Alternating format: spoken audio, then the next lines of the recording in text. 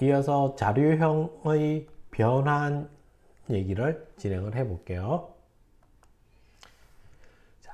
우리는 대입 연산 과정에서 발생하는 자동형 변환이라는 내용을 한번 살펴볼 건데, 우리가 변수를 만들고서 이 더블 넘버 원이라고 변수를 만들었는데, 더블 변수니까 이곳에는 실수값이 저장이 돼야 되는데 245처럼 정수를 대입을 시켜줬어요. 이렇게 우리가 넣어주면 컴퓨터는 이 245라는 값을 컴파일러 단계에서 실제 값을 변환을 해주는 거야. 내가 안 해줘도 자동으로 해서 이걸 더블형으로 변환을 하고서 그 변환된 값을 여기에다가 저장을 하게끔 이렇게 지정을 해준다는 거예요. 그 다음 이번에는 이거 같은 더블 같은 경우는 그냥 소수점 붙기 때문에 크게 뭐 숫자의 변화가 있는 건 아니니까 큰 문제는 안 생길 거야. 그렇지만 이거 같은 경우 int number2에 3.1415를 저장해 주세요 라고 하면, 그럼 컴퓨터는 얘는 정수밖에 저장 못 하는데 하면서 소수점 아래 부분을 없애버리고 정수로 변환을 하고서 저장을 해준다는 거야. 이렇게 변환이 되는. 그러면 얘는 소수점 아래 값이 날아가기 때문에 계산을 하면 다른 의미로 계산이 되겠죠. 이런 식으로 되는 거. 이걸 자동형 변환이라고 부른다는 거야.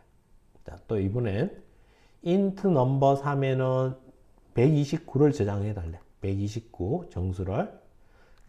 그리고는 캐릭터 ch 변수에 넘버 3의 값을 저장해 달라라고 이렇게 했어. 자, 그러면 int number 3은 몇 바이트? 4바이트. 그래서 실제 메모리상에 이런 식으로 크게 저장이 되어 있을 거야.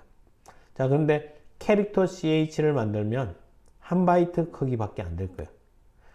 1바이트 크기밖에 안 되는 이곳에다가 이걸 여기다가 저장을 하라는 거죠. 이렇게 되면 어떻게 하냐? 컴퓨터는 상위 3바이트는 날려버리고 마지막 있는 이거 하나만 이곳에다가 담아준대. 그러면 1000001이 저장이 되는데 마침 이 자리가 첫 자리 뭐하는 부호 비트인데 이게 1이니까 이 값은 엄수 값이라는 거죠. 그래서 실제 출력을 해보면 마이너스 127이라는 생뚱맞은 값이 출력이 되는 걸 볼 수 있을 거야. 이런 과정, 왜 이렇게 생겼는지를 우리는 이제 이해할 수 있을 거야. 그래서 이것들을 종합해서 자, 예제를 작성을 해보면 정수를 실수로 형 변환을 해서 저장을 해주고, 다음 실수를 정수로 전환할 때는 소수점 이하의 값은 없어지는 거. 그 다음에 큰 정수를 작은 정수로 형 변환될 때는 상위 바이트가 소멸이 되니까 조심해야 된다는 거야. 그래서 우리가 변수를 이렇게 더블 인트 캐릭터에 각각 이런 식으로 저장을 하고서 실수 값으로 정수 값으로 정수 값으로 한번 출력을 해보면 이와 같은 결과가 나오는 걸 확인해 볼 수 있을 거야. 자동형 변환.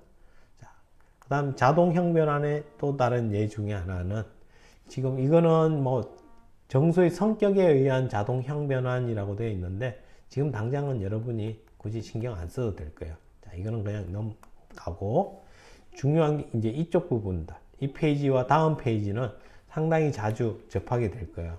자, 보면 피연산자의 자료형 불일치로 발생하는 자동형 변환이래.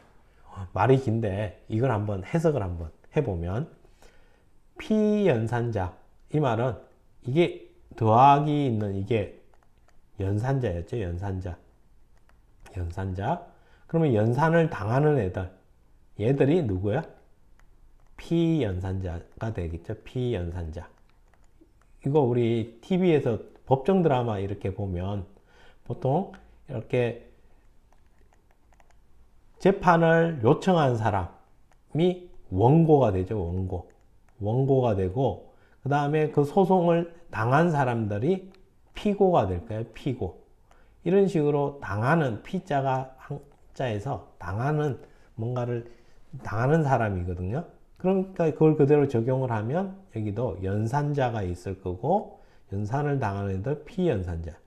그러면 피연산자들 이 두 개의 자료형 정수냐 실수냐 이걸 보면 얘는 앞에는 실수고 뒤에는 정수야. 자료형이 서로 달라.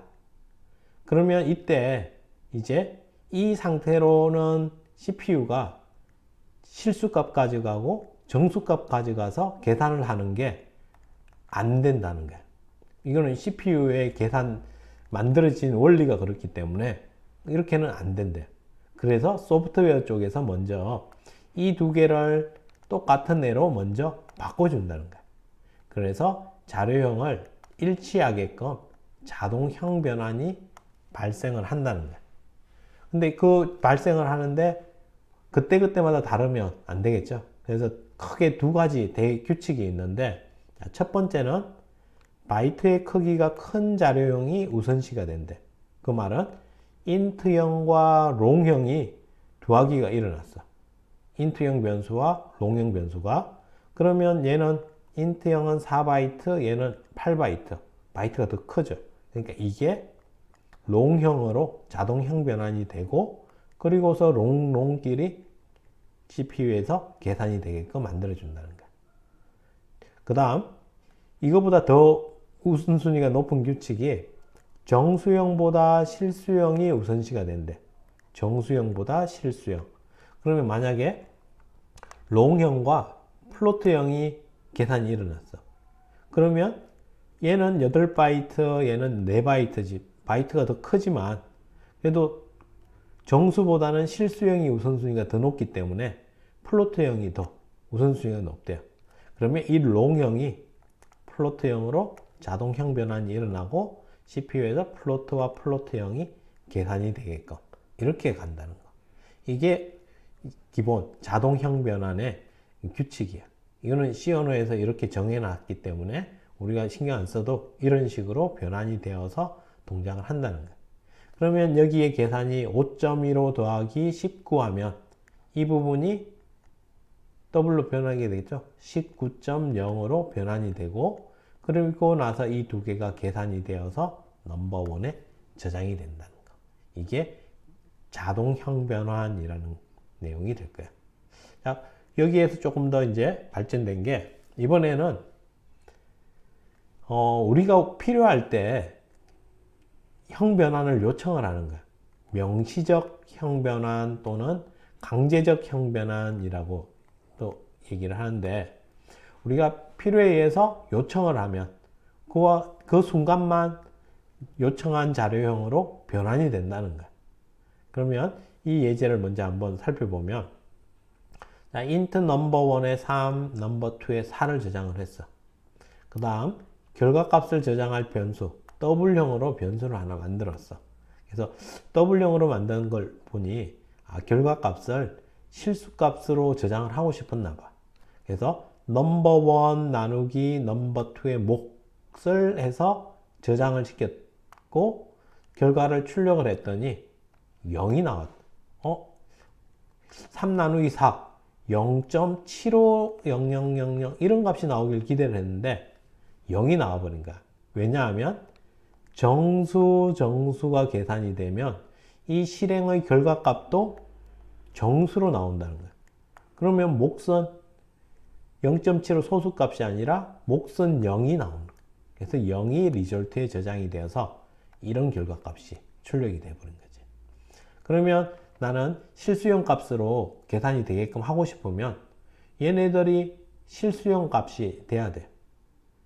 그러면 이곳을 나는 int형이 아니라 W형으로 바꾸면 실수형 자료형이기 때문에 실수값으로 계산이 될 건데 지금은 나는 꼭 int형을 쓸 거야.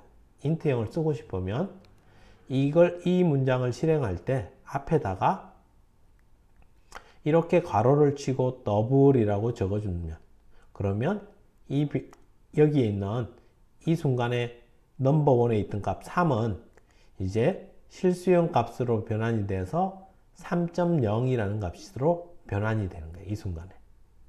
자, 그 다음 그러면 넘버 2는 누구? 더블과 계산이 돼야 되니까 얘도 자동으로 자동 형변환에 의해서 더블로 바뀌는 거죠. 그러면 더블과 더블이 계산이 되어서 실수값으로 계산이 되어 나오게끔 이렇게 진행을 하는 거예요.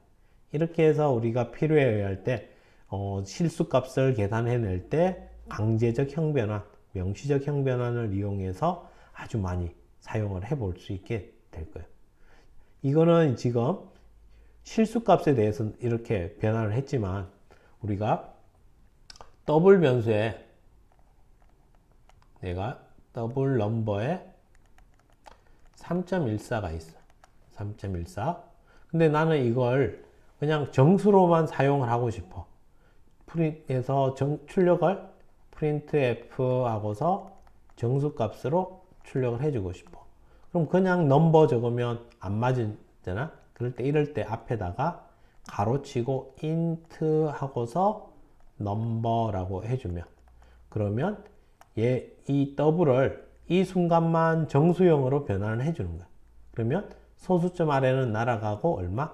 3이라는 값이 남는 거지. 그래서 3이 이곳에 저장이 되겠고 이런 식으로도 사용을 할 수 있다는 거야. 그래서 강제적 형변환 얘기까지 우리가 형변환 얘기를 마무리를 해보고 이제 기본적인 내용에 대한 부분은 이제 어느 정도 마무리가 됐고 남은 거는 이제 6장에서 지금까지 배운 각각의 자료형들 이 자료형에 맞춰서 printf를 사용할 때 사용할 서식 문자들과 scanf를 사용할 때 사용할 서식 문자들을 사용을 해서 이제 서식 문자들을 총 정리를 한번 해보면 그러면 이제 우리의 프로그래밍 아주 기본이 다져지게 될 겁니다. 자, 여기까지 마치도록 할게요.